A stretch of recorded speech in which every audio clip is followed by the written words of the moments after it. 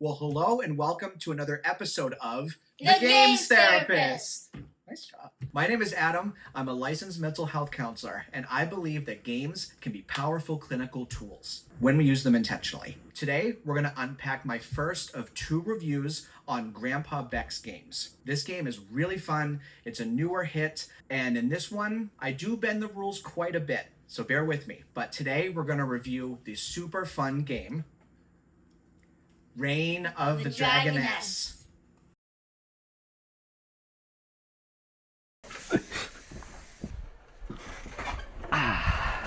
We'll check back in with them in just a few minutes, but let's get back to the review. So, what is Reign of the Dragoness? Reign of the Dragoness is a competitive, fantasy-themed card game where the goal is simple. You're trying to be the first person to play all the cards from your hand.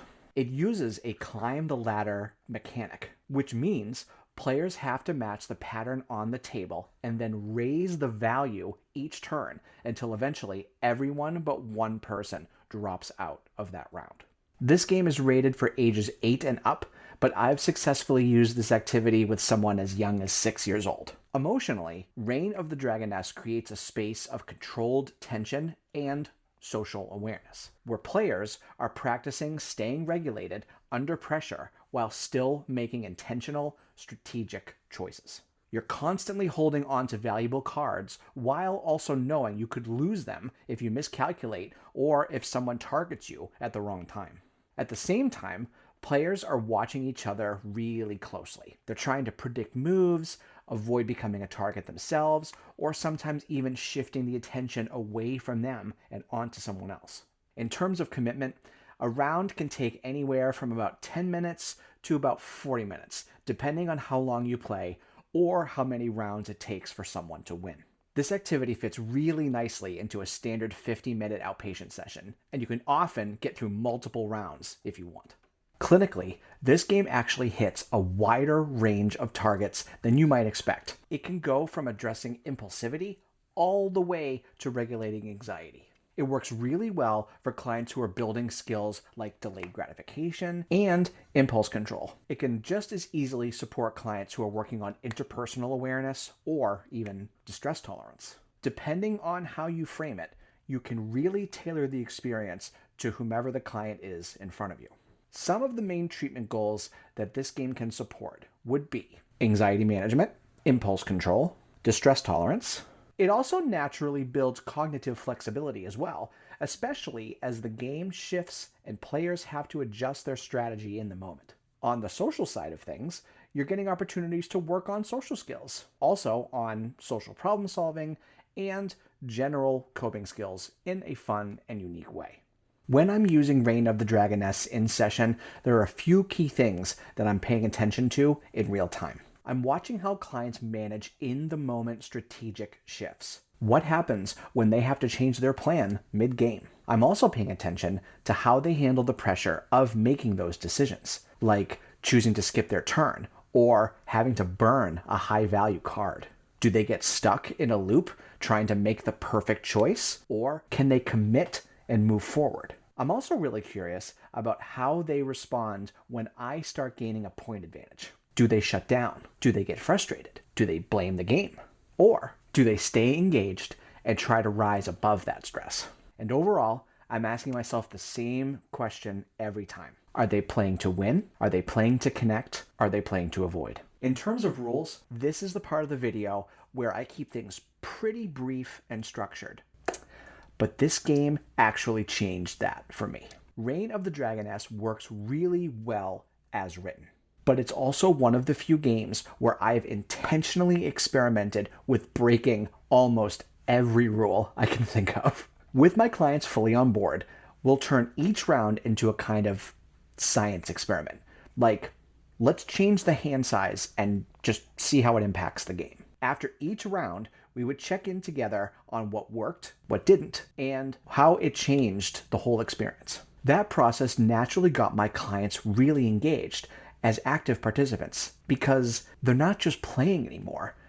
They're analyzing how the system works and how their strategy shifts within those changes. I've adjusted things like hand size, the number of dragon clans that are in play, and even how many points it takes to win. And so far, nothing has broken, which actually I think makes the activity even more valuable. It turns the game into a creative space where clients can experiment, try things out, and see what happens. Kind of hands-on way to experiment with cause and effect.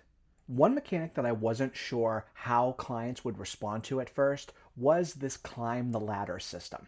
But I found that most clients actually really enjoy the challenge of having to respond to what's already on the table with what they have in their hand. Sometimes they'll even play a high card just to shut me out, so they can take control and set the next pattern. Clinically, this mechanic creates a kind of graded exposure to pressure. Early in a round, the stakes feel lower. You can play something small, observe, feel things out. But as the ladder climbs, the margin for error shrinks and the pressure builds, which this can often mirror how stress escalates in real life. It gives clients a chance to practice staying regulated, not just at baseline, but as intensity increases. You can literally watch the shift from I'm fine to okay, now this matters. And then you can see exactly how they respond in that moment. All right, now we're going to do a special edition of the therapist verdict, but we're going to do the kids verdict. You guys. Yeah. Cool. So these are my friends, Allie and Jacob. They played Reign of the Dragoness with me. How many rounds did we play? Like 8. 8? Does that feel right? 5. 5? We played 6, 5. 7. 6 or 7 rounds? I don't know, something like that. So these two have very fresh experiences with Reign of the Dragoness. We're going to go into their thoughts together. We ready? Yep. Okay. Was Reign of the Dragoness fun to play? Yes. Yeah. Yes? Yeah. In what way was it fun? What made it fun? Playing with everyone. So all of us playing together? Yeah. Yeah, that was fun. How about you? What was fun about it? It was like it was challenging. Because it was fun because it was challenging? That's awesome. What a cool way to think about challenge actually being fun rather than being frustrating. Was Reign of the Dragoness easy or hard to learn?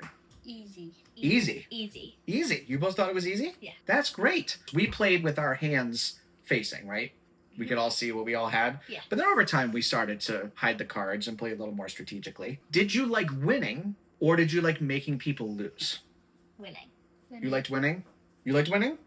Yeah. So did you not enjoy making people lose? Like, was that not fun or was winning just more fun?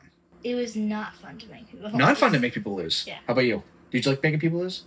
It was fun winning. It was fun winning. Yeah, that makes sense. What was your favorite dragon clan? Cyclone. Cyclone? Cyclone. How about you? Sapphire. You liked the Sapphire clan the most? Why did you like Cyclone?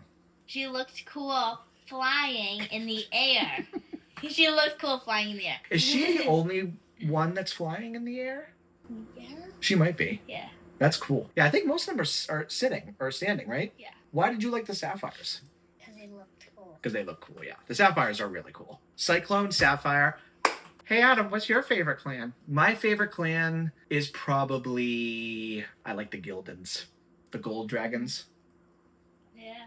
They're really, really cool. I think they're my favorite because when I see them showing up, I get really excited. Like, oh, this is a really good card. I think I'm going to be able to win with this one. Yeah. Yeah. Did you ever feel nervous deciding what card to play? Yeah. You did? Yeah. How about you? Did you ever get nervous deciding what card? Yeah? So, Allie, what made you nervous to play a card? If I didn't play the right one, What would happen if you didn't play the right one?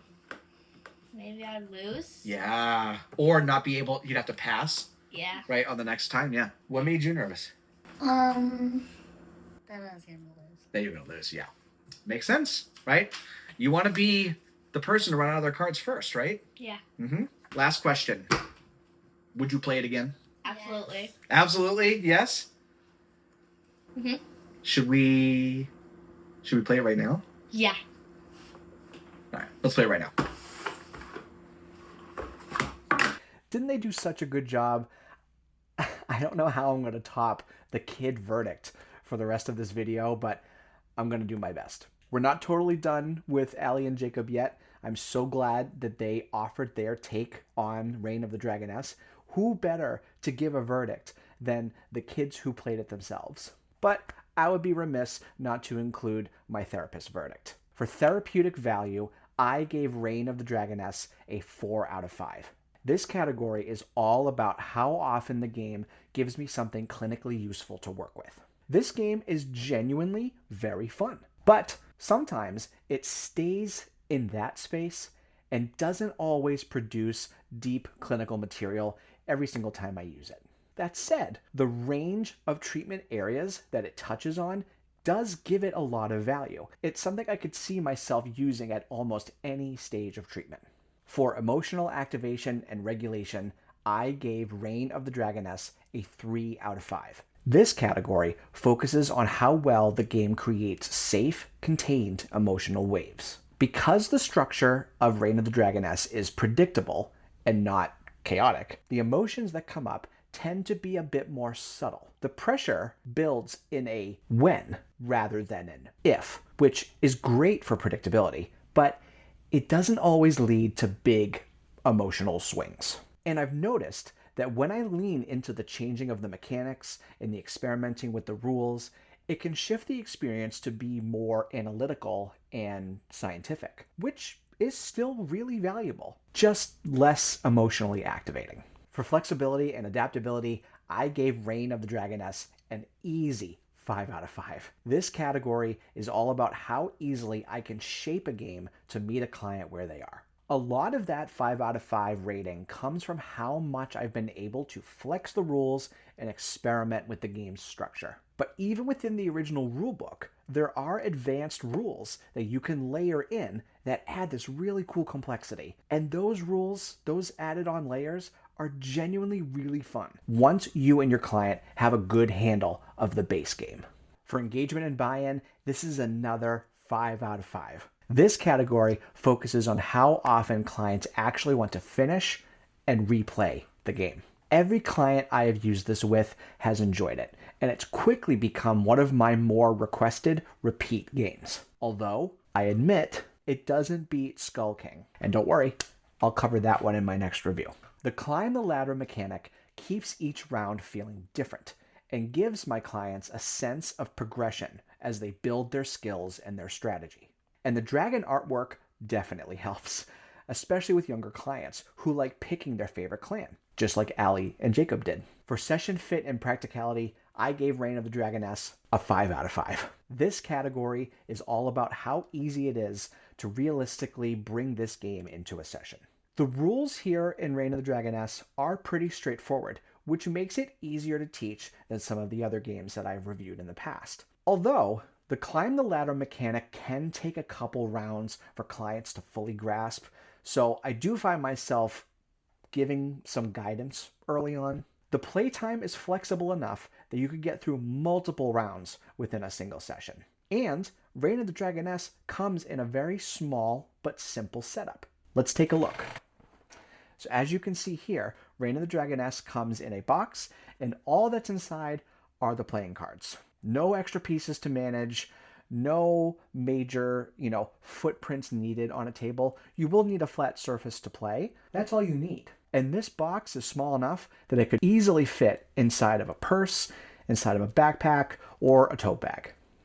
And finally, for therapist enjoyment, I gave Reign of the Dragoness a 4 out of 5. This category is all about how much I enjoy bringing this game into a session. I've really enjoyed bringing Reign of the Dragoness into my work. It was an immediate hit when I added this into my collection. The fact that no two games are the same keeps it from feeling stale, and if you lean into the experimenting with the rules like I have, it opens up some really interesting space for creativity and exploration within the game.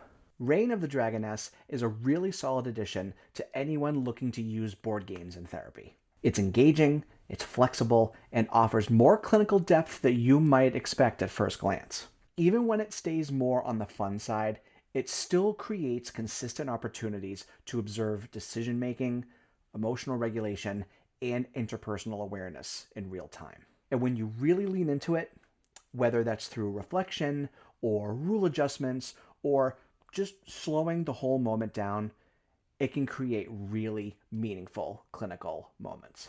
All right, Jacob, it's your turn. Yep. No! Oh! The The Dragoness! Oh. Ah, Round over. okay. Well, that concludes my review of Reign of the Dragoness. Thank you so much for watching. If you like what you saw and you want to stay up to date with future reviews, why don't you go ahead and subscribe? Yeah, you should subscribe. Yes! Yeah! Thank you, guys. A massive, massive thank you to everyone who has already subscribed, commented, liked, everything. It means the world to me. Hopefully you can walk away from this review and how you can use a unique game like Reign of the Dragoness in your sessions. This is my favorite. Did you get one? Let's go. Did you get one? I got a lot. I got 5. Oh. Now she got her favorite. And you got your favorite. That's so cool. you got and I got your my favorites. Let's go. Yeah. And remember, sometimes the right game can open up the right conversation. And sometimes the right conversation starts with a dragon, a little bit of pressure, and the choice to stay in the game anyway. And a 6-7. Yes. And a 6-7. See ya.